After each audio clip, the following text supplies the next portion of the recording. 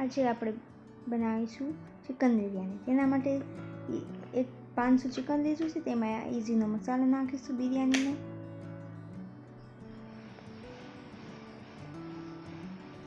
આદુ લસણની પેસ્ટ નાખીશું 4 ચમચી. ગરમ મસાલો નાખીશું, લવિંગ, બાદિયા, તીખા અને 3 ચમચી લાલ મરચું નાખીશું. 2 ચમચી ધાણા જીરું નાખીશું. 1 ચમચી હળદર નાખીશું અને ટેસ્ટ પ્રમાણે મીઠું નાખીશું.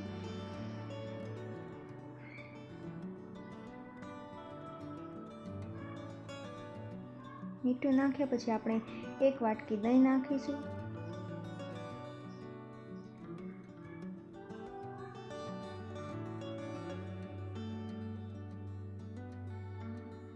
એને સારી રીતે મિક્સ કરીશું. મસાલો બધું ચિકનમાં મિક્સ થઈ જાય એવી રીતે મિક્સ કરીશું.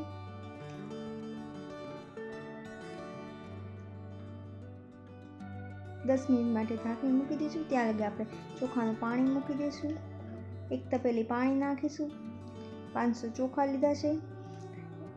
પાણી ઉકળી જાય એટલે ચોખા નાખી દેવાના છે એમાં. ને ચોખા પાકે ત્યાં સુધી ઢાંકી રાખવાના. એટલે ચોખા પાકી જાય પછી એક બાઉલમાં કાઢી લઈને તેમાંથી પાણી નીકળી જાય ત્યાં લગી આપણે ડુંગળી તળી લઈશું. તે માટે ડુંગળીનું તેલ મૂકીશું ને ડુંગળી તળીશું. ગોલ્ડન કલર આવી જાય ત્યાં સુધી ડુંગળી તળી નાખશું. એ રીતે ડીશમાં કાઢીને આવી રીતે છૂટી કરીશું એટલે સુકાઈ જાય. ને ત્યાં સુધી આપણે ચોખામાં કલર નાખીશું. પહેલાં કેસરી કલર નાખીશું ને લીલો કલર નાખીશું. ચોખા સારા દેખાય. ને આપણે આ મિક્સ કરેલ ચિકન જે મસાલો મિક્સ કરેલું છે એ ચિકનને આપણે તપેલામાં નાખી લઈશું.